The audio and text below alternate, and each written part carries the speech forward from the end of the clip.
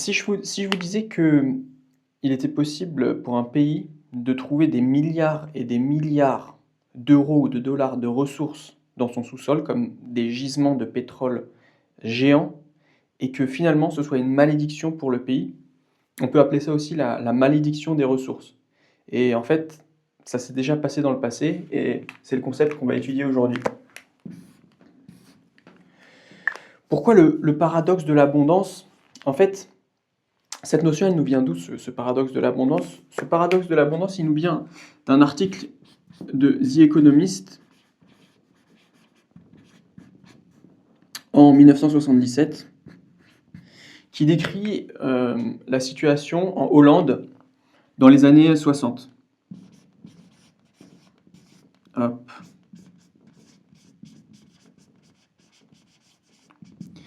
Qu'est-ce qui s'est passé dans les années 60 en Hollande? En fait, ils ont découvert des gisements de gaz. Et à partir du moment où on découvre des gisements de gaz, on peut se dire qu'on a touché le jackpot en tant que pays, parce que, à première vue, ce qu'on va faire, c'est qu'on va pouvoir vendre tout ce gaz à tout un tas d'investisseurs étrangers qui vont vouloir s'arracher ce gaz tout ce temps qu'ils sont, et ça va ramener beaucoup d'argent sur notre sol, et donc ça va enrichir notre pays. Mais on va voir qu'il y a 3 principales raisons qui font que, finalement, en fait, c'est un cadeau empoisonné, cette ressource. La première raison, c'est ce qu'on peut appeler la maladie hollandaise, qui est directement liée à cet exemple de 1960.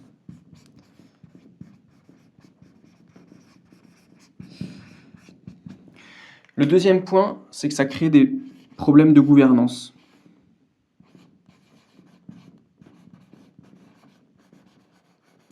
Forcément, quand il y a autant de ressources en jeu, quand il y a autant d'argent en jeu, souvent ça monte à la tête des gouvernements. On va voir que ça débouche aussi, dans la majeure partie des cas, à une sorte de dictature. Pas forcément dans tous les cas, mais en général.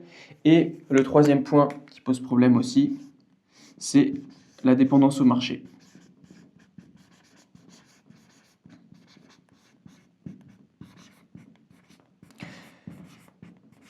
Forcément, quand vous avez une ressource qui est cotée sur les marchés, plus son prix monte, mieux c'est pour vous. Mais par contre, le jour où son prix s'effondre, c'est tout le château de cartes qui s'effondre. Et on verra pourquoi, ça dépend beaucoup du point 1. Donc, le premier point, pour commencer. Pour bien comprendre ce point de la maladie hollandaise, j'aimerais vous inviter à une petite réflexion pour qu'on puisse réfléchir ensemble. Et finalement, c'est le meilleur exercice pour comprendre vraiment tous les mécanismes en jeu et vraiment s'approprier cette notion. Quand on trouve une ressource, on est un pays, mettons, qui fonctionne bien. Donc, il y a une industrie.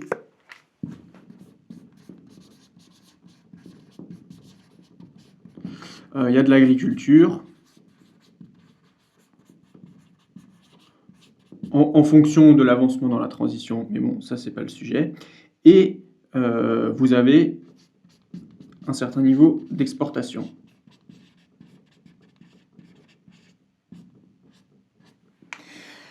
Qu'est-ce qui va se passer?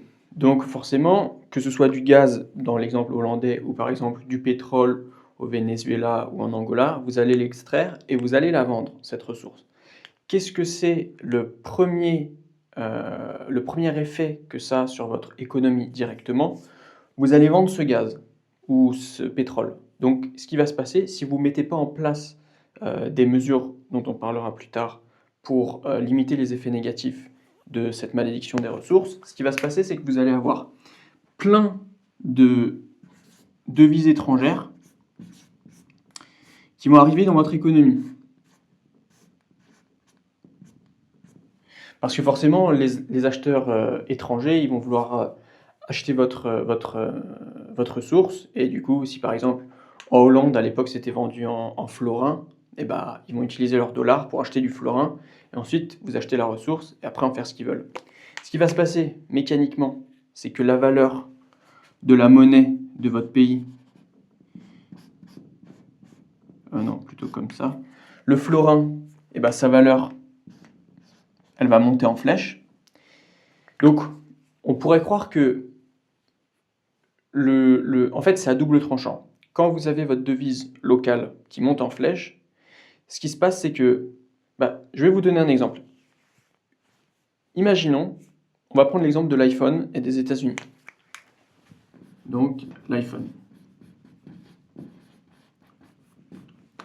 Si on a d'entre vous qui ont des iPhones, vous allez voir, ça va vous parler. Imaginez que on est en France, on va y acheter un iPhone. Donc aujourd'hui, on va dire qu'on a de la chance, que c'était il y a longtemps, le prix de l'iPhone n'était pas cher. Un iPhone aux États-Unis vaut 100 $. Et ici, du coup, on va dire 1 $ égale 1 euro, ça fait 100 €. Donc nous, techniquement, si on veut acheter un iPhone, on a 100 € à débourser.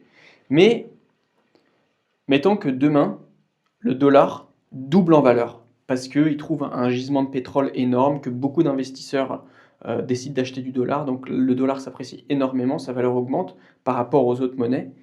Et du coup, ce qui se passe, c'est que 1 euro, avant ça s'échangeait contre 1 $, maintenant 1 euro, ça s'échange que contre la moitié d'un dollar, donc 50 centimes. Ça veut dire que le dollar a pris 2 fois plus de valeur. Parce que du coup, avec 1 $, maintenant, on peut avoir 2 euros. Mais du coup, nous, qu'est-ce qui se passe? Là, si on va acheter un iPhone, c'est plus 100 € qu'on va devoir donner, c'est 200 € pour pouvoir toujours avoir 100 $. Lui, le vendeur d'iPhone, ça lui change rien. Il a toujours ses 100 $. Nous, on a dépensé 200 €. Donc, mécaniquement, ce qui se passe, c'est que nous, on va se tourner vers d'autres marques. On va se tourner vers, je sais pas moi, Samsung. Parce que Apple, ce sera devenu trop cher. Donc, d'un côté, qu'est-ce qui se passe? Les exportations, elles se prennent un peu une balle dans le pied. Parce que du coup, tout à exporter devient plus cher pour les autres États, les États qui achètent nos marchandises. Vu que notre monnaie, elle s'est appréciée, tout devient plus cher pour eux, ils n'achètent plus rien pour nous. Mais ça, c'est un côté de la pièce. L'autre côté de la pièce, c'est que du coup, nous, si par exemple, je sais pas, ici on vendait du pain, des baguettes, et ben c'est l'effet inverse. Je vais pas vous faire tout le schéma, mais la logique c'est la même. Si avant ils dépensaient 1 $ pour acheter une baguette, ben maintenant avec 1 $, ils peuvent acheter 2 baguettes. Donc ça encourage les importations dans le pays. Et on verra que c'est vraiment un problème. Pourquoi? On en vient, c'est le deuxième point de la maladie hollandaise. Ça, c'est les effets négatifs directs qui se ressentent tout de suite. Ce qui se passe, c'est que vous avez une industrie, vous avez de l'agriculture. L'industrie, son premier objectif, c'est créer des produits et il y a une partie qui est destinée à l'exportation. Mais le problème, c'est que les exportations, elles sont plus du tout profitables. Donc, l'industrie, elle prend une balle dans le pied et c'est une sorte de désindustrialisation forcée du pays parce que l'État est plus assez compétitif au niveau de ses prix. Ça, c'est juste l'effet taux de change. Donc, les entreprises sont en difficulté. Il n'y a pas que ça qui mène à la désindustrialisation, mais c'est un des facteurs. L'autre point négatif de cette ressource, c'est que du coup, mettons que ce soit du pétrole,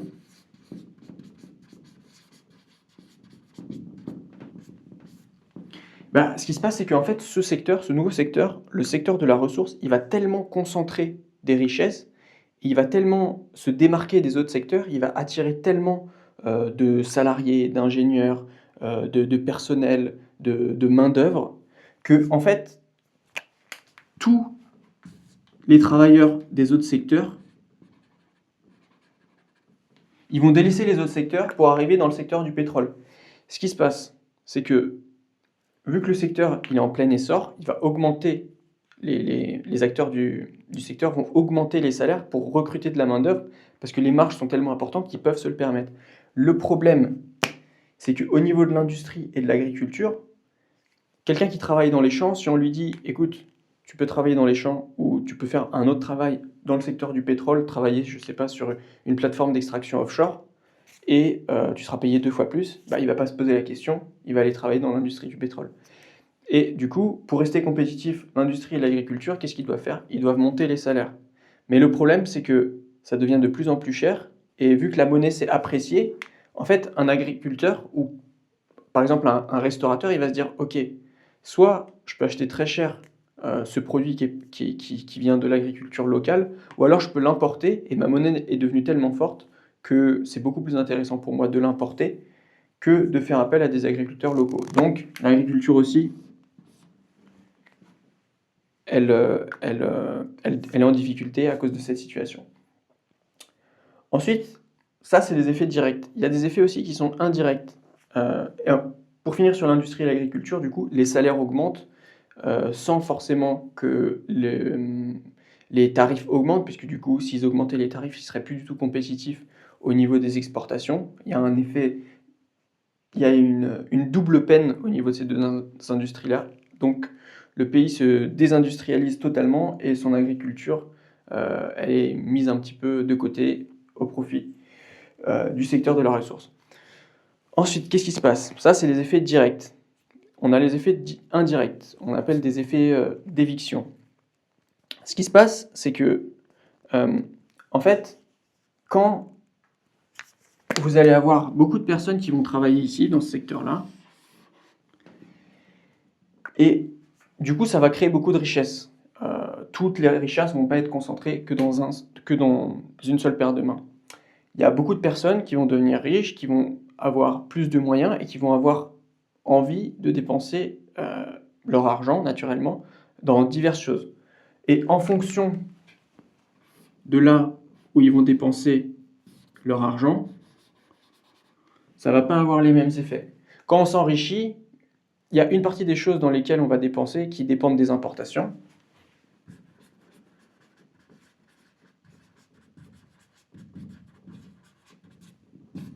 Par exemple, je ne sais pas, la personne est en Hollande, elle veut s'acheter une montre suisse de luxe, il l'achète, il l'importe, il va en acheter 10, il en importe 10. Il n'y a pas d'effet sur l'économie locale. Par contre, là où il y a des effets, c'est que les gens, du coup, vu qu'ils auront plus d'argent, plus de moyens, ils vont dépenser plus et ils vont plus souvent vouloir aller au restaurant, ils vont plus souvent aller chez le coiffeur, ils vont vouloir acheter une maison plus belle, une maison plus grande. Et là, il va y avoir un impact sur l'économie locale.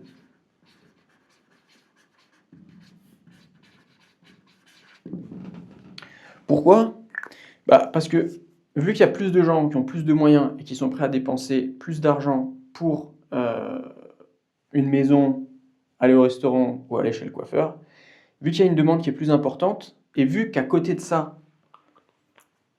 les coiffeurs, les personnes qui travaillent dans le bâtiment ou les restaurateurs pour garder leurs serveurs, ils doivent augmenter leur salaire pour rester compétitifs par rapport au secteur de la ressource, et qu'il y a une demande supplémentaire, ça crée de l'inflation. Donc il y a beaucoup d'inflation, il y a une augmentation des prix assez forte, liée justement à ça. Et un exemple typique de cette inflation des services liés à cette malédiction des ressources, c'est l'Angola. Dans les années 2010, en Angola,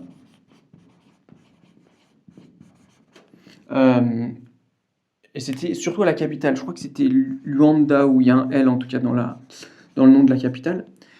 Dans la capitale, si vous vouliez louer un 2 pièces, un 2 pièces aux normes entre guillemets européennes ou d'Amérique du Nord, ça pouvait vous coûter entre 10 000 et 15 000 dollars par mois. C'est énorme. C'est plus cher qu'à Tokyo ou à New York. Il y a des exemples aussi qui montrent qu'un sandwich, ça coûtait 50 euros. C'est pour vous dire à quel point tout devient cher.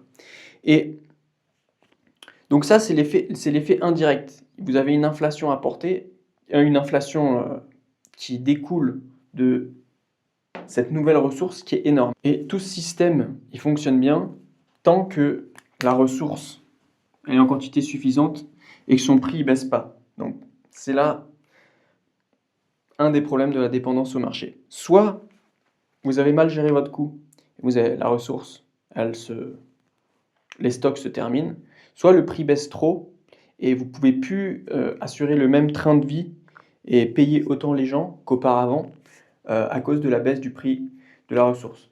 Qu'est-ce qui se passe dans ce cas-là, si vous n'avez pas pris les bonnes mesures? Si le prix de la ressource y baisse, Le premier effet, c'est que du coup, votre monnaie, elle devient moins forte, votre monnaie, elle baisse, parce que du coup, il y a moins de demande. Vous pouvez, soit les prix ont baissé, donc les gens ils dépensent moins de leur devise pour acheter votre ressource, soit vous en avez plus, donc ils en achètent plus du tout. Mais si votre monnaie baisse, là c'est l'effet inverse de ce qu'on a vu au début qui se produit.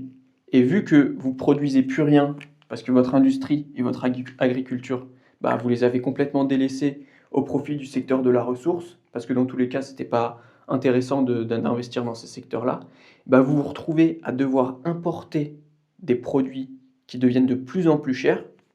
Et du coup, là, c'est une inflation extrême à laquelle vous devez faire face. Pour vous donner un exemple, le Venezuela, ils ont eu exactement ce cas-là. Euh, Ils ont reçu beaucoup d'argent grâce à leur pétrole, ils ont mal géré leur argent, ils ont distribué un peu trop, ils ont mal investi dans leurs infrastructures pétrolières au niveau de la maintenance pour euh, continuer de développer et de maintenir des mêmes niveaux d'extraction. Et ce qui s'est passé, c'est que du coup, quand le baril il a chuté, bah, là, ils se sont retrouvés vraiment coincés parce que ils n'avaient plus d'industrie et plus d'agriculture. Ils étaient obligés d'importer à des prix qui devenaient de plus en plus chers. Donc ce qui s'est passé, c'est qu'ils ont imprimé de l'argent en masse. Mais le problème, c'est que le fait d'imprimer de l'argent en masse, ça a augmenté encore plus l'inflation. Et en 2018, il y a eu des niveaux de 1 million de pourcents d'inflation. Je ne sais pas si on se rend compte, mais 1 million de pourcents d'inflation, c'est énorme. En fait, ça dépasse l'entendement. Donc, c'est pour ça que si on gère mal notre coût et que la ressource se tarit ou que son prix baisse et qu'on a mal anticipé et qu'on a du coup laissé notre industrie et notre agriculture mourir, bah, ça a des conséquences désastreuses pour l'économie d'un pays. Et quand ça arrive, l'économie du pays en général, elle arrive jamais vraiment à s'en remettre. Donc ça, c'est la partie maladie hollandaise. Il y a une deuxième partie très importante qui est la partie gouvernance, qui est qui va de pair avec la première partie. Et en fait, si vous voulez, dans un pays où il y a une ressource qu'on trouve et qui génère énormément de richesses, ça aboutit en général à une rupture du contrat social entre l'État et les citoyens. Pourquoi? Parce que, en fait, le contrat social, à la base, c'est quoi? Entre l'État et les citoyens.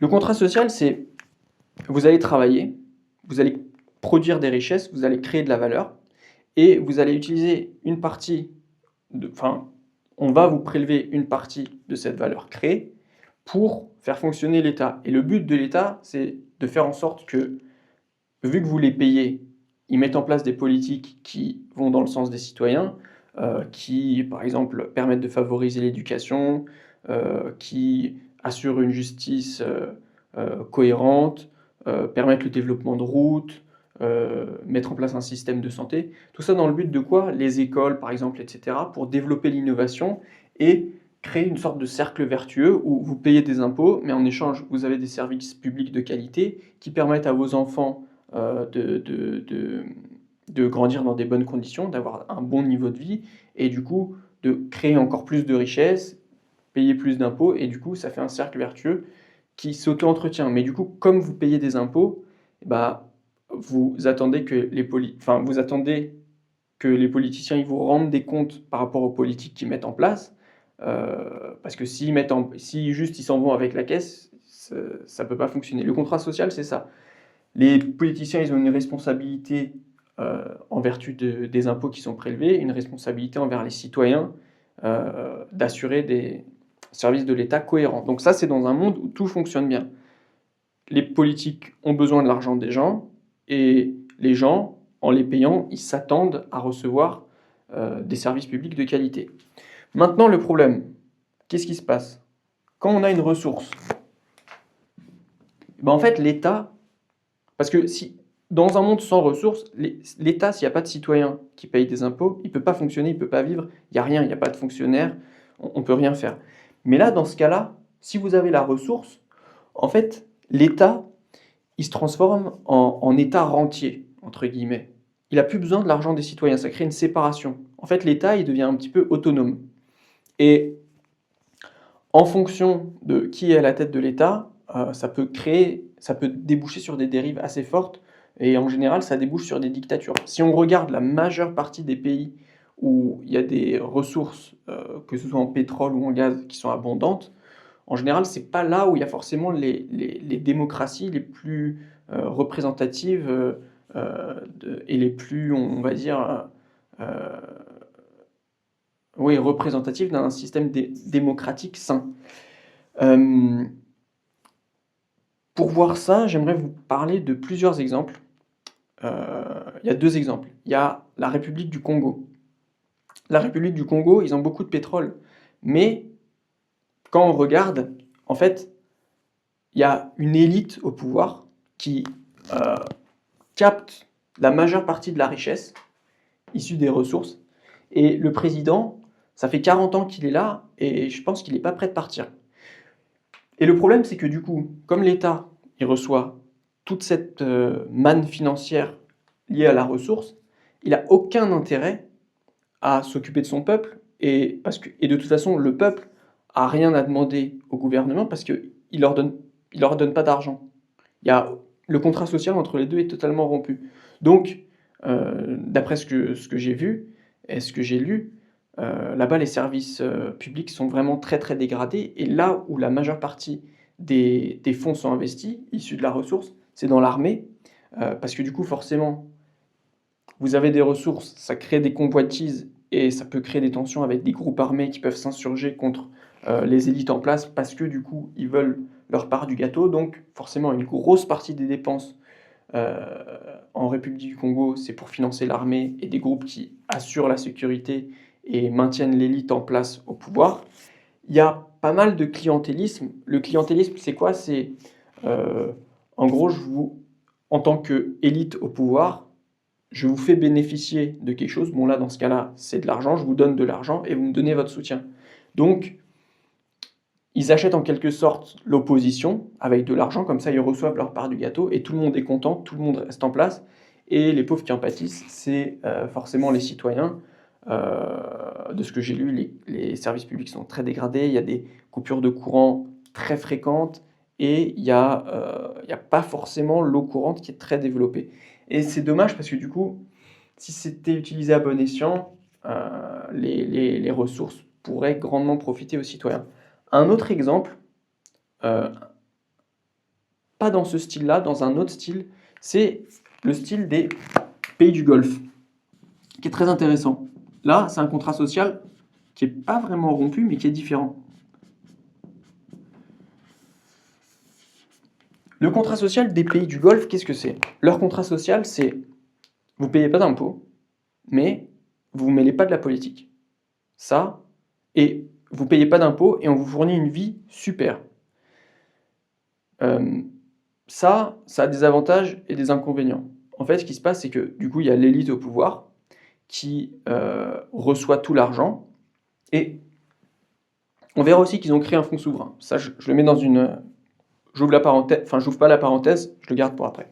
Donc, le contrat social de ces pays-là, c'est quoi? C'est vous êtes citoyen, on va dire par exemple du Qatar, vous ne mêlez pas de la politique, mais par contre, vous n'avez pas d'impôts et je vais m'occuper de vous.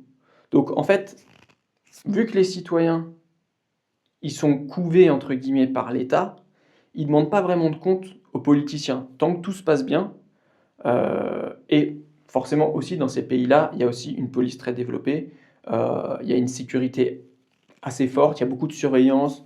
Pareil, je prends l'exemple notamment de Dubaï. Je ne sais pas s'il y en a qui ont entendu parler, mais par exemple à Dubaï, vous allez au restaurant, vous laissez votre téléphone sur une table, vous pouvez partir 1 heure, 2 heures, de ce que j'ai vu et entendu, enfin pas vu, de ce que j'ai entendu et lu, parce que j'y suis jamais allé, vous pouvez laisser votre téléphone 1 heure et il sera là. Et pourquoi ils font ça? Pourquoi il y a une police aussi forte? Bah, ça fait partie du contrat social. C'est-à-dire, je vous offre un cadre de vie exceptionnel, mais vous, tout ce qui est politique, vous oubliez. Et je vous demande pas d'impôts, donc vous oubliez encore plus. Ce qui se passe aussi, c'est pour les citoyens ayant la nationalité, par exemple, qatari, il y a énormément l'État embauche presque tout le monde. Ils embauchent des fonctionnaires. En fait, si vous voulez, à partir du moment où vous avez la nationalité qatari, vous êtes presque sûr d'avoir un emploi payé par l'État. Et ça, en fait, c'est quoi? C'est juste une façon de redonner aux gens une part du gâteau. Donc, et dernier point important des pays du Golfe, euh, ils ont mis en place un fonds souverain très très important. Et du coup, en fait, les pays du Golfe aussi, il y a un point important, c'est que les pays du Golfe, ils sont nés avec le pétrole. Donc, ils n'ont pas le problème de l'industrie et de l'agriculture, parce que dans tous les cas, ils n'en avaient pas. Donc, vu qu'ils sont nés avec ça, ça leur enlève déjà une bonne partie du problème lié à la malédiction des ressources, ça leur enlève une épine du pied. Et là où ils ont été malins, où ils ont un petit peu copié le modèle norvégien, et ça on va en parler, c'est qu'ils ont créé un fonds souverain. Pourquoi est-ce que c'était une des meilleures décisions, et c'est une des meilleures décisions à prendre? En fait, quand vous créez un fonds souverain, l'argent issu des ressources, il ne vient pas directement dans votre économie. Il transite par le fonds, et si vous réinvestissez correctement euh, les, les devises que vous recevez liées à la vente de votre ressource, vous pouvez grandement limiter l'appréciation de votre monnaie locale et du coup limiter tous les effets indésirables liés à ça, à l'augmentation des prix de votre monnaie locale. Et ce qu'ils ont fait aussi, les pays du Golfe, pour essayer de limiter les impacts négatifs liés au jour où leurs ressources en pétrole se tariront. Je ne sais pas si vous avez entendu, mais ils investissent beaucoup dans le tourisme. Il y a ce projet, je crois que c'est en Arabie Saoudite. Vous savez, la ville tout en longueur, là. On en entendait pas mal parler il y a 2-3 ans. On voit pas mal de pubs. Venez visiter Riyad, des trucs comme ça. Ils essayent de créer une économie pas forcément uniquement liée au pétrole. Et eux, ils ont reçu la Coupe du Monde aussi, la Coupe du Monde de football au Qatar. Donc ça, c'est un événement, ça fait partie de toute une lignée pour essayer de développer le tourisme dans le pays, pour que le jour où il n'y ait plus de pétrole, ils aient quand même une économie qui ressemble à quelque chose et pas juste euh, que les pays du Golfe ne deviennent pas juste une coquille vide. Donc ça, c'était pour les pays du Golfe. Est-ce que maintenant, cette maladie hollandaise, cette malédiction des ressources et ce paradoxe de l'abondance, est-ce que c'est une fatalité? Est-ce qu'on est voué à pâtir de ces ressources? Pas forcément. Si un pays arrive à gérer correctement ses ressources, et c'est l'exemple de la Norvège,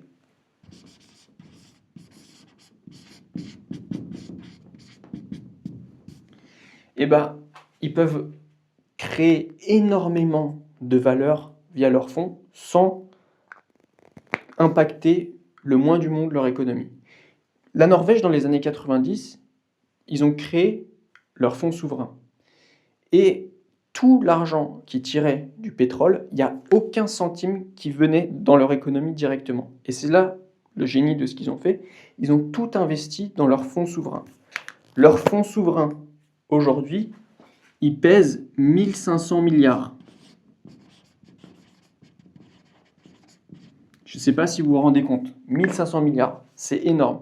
Si on rapporte la valeur du fonds pour chaque citoyen, ça vous fait, c'est-à-dire que si demain vous naissez norvégien, à la naissance, vous avez 280 000 dollars. Si demain, il décidait de casser la tirelire, entre guillemets, bah chaque citoyen pourrait récupérer 280 000 dollars. C'est énorme. Et en parallèle de ça, ils n'ont pas rompu le pacte social avec leurs citoyens. Donc, en fait, ils ont fait comme si le pétrole, il n'existait pas pour eux, entre guillemets. Ils ont continué avec leur industrie, leur agriculture. Ils ont gardé des exportations normales. Les citoyens, ils ont continué à travailler, à payer des impôts, et du coup, à avoir un droit de regard sur les politiques euh, norvégiens. Les politiques norvégiens, ils avaient du coup comme mission de développer le pays, de créer des systèmes de santé stables, créer des écoles, développer l'éducation, avoir un système de justice cohérent, développer les infrastructures, les routes, etc. Et c'est ce qu'ils ont fait. Et en fait, ça n'a pas été financé par le pétrole, mais ça a été financé par les impôts des gens. Après, il y a quand même un point à voir, c'est on pourrait se dire, avec tout cet argent, un politique, il pourrait aller piocher dedans pour promettre monts et merveilles au moment de sa campagne électorale, et du coup, pour réaliser toutes ses promesses, aller piocher dans le fond et réaliser les rêves qu'il avait promis à tout le monde. Sauf qu'il y a une règle très stricte pour ce fonds, c'est que en fait, ils peuvent uniquement toucher l'argent des rendements. C'est-à-dire, si le fonds il génère 1% sur un an, ils vont pouvoir uniquement utiliser les 1%. Ils touchent que au profit, mais la valeur de base du fonds, ils ne peuvent pas la toucher. La valeur issue du pétrole, ils peuvent toucher uniquement les rendements. Ils peuvent se servir uniquement des rendements, mais c'est déjà incroyable comparé à plein d'autres économies européennes qui n'ont pas ça. Euh, c'est c'est- c'est- c'est- c'est incroyable. Ils sont dans une situation vraiment avantageuse. Et du coup, ça leur permet d'avoir pas mal de marge de manœuvre. Il y a aussi le fait que euh, les Norvégiens, si demain tout s'effondrait et toutes leurs réserves de pétrole se tarissaient, en fait, ils ont développé un savoir-faire de pointe au niveau de l'extraction pétrolière. Et même si demain, ils ont plus ce pétrole-là, leur économie ne va pas s'effondrer. Déjà parce qu'elle fonctionne avec les gens qui travaillent. Et ils ont aussi ce savoir-faire qu'ils ont développé au fil des années qui leur permettrait d'exporter du coup cette technologie et ce savoir-faire dans d'autres pays et qui ferait en sorte que leur économie continue encore de tourner, même sans avoir de pétrole. Et la dernière précision que je voulais apporter, et c'était ça le point que j'avais oublié, c'est que le fonds souverain norvégien, il a investi dans toutes les entreprises du monde, il a investi énormément dans l'immobilier et dans les actions mondiales. On estime à peu près que le fonds souverain norvégien il détient 1,5% de toutes les entreprises cotées du monde, tellement ils ont diversifié leurs activités. Et j'ai oublié de vous dire aussi que le fonds souverain qatari investit aussi énormément dans diverses actions du monde, que ce soit sur le marché des actions américains, le marché du trésor américain, où ils investissent beaucoup dans l'immobilier, que ce soit en Amérique du Nord ou en Europe. Ils investissent aussi par exemple dans les clubs de football. Donc ça, les fonds souverains, ils investissent dans de, de nombreux champs. Ils diversifient en fait au maximum pour que le jour où ils aient plus accès à cette ressource, que ça génère plus suffisamment de revenus, ils aient quand même euh, d'autres rentrées qui soient liées par exemple soit aux actions, soit à l'immobilier, soit dans l'exemple des pays du Golfe, à leur club de foot qui génèrent de l'argent. Voilà, donc j'espère que cette petite explication du paradoxe de l'abondance vous aura éclairé et je vous donne rendez-vous pour la prochaine vidéo.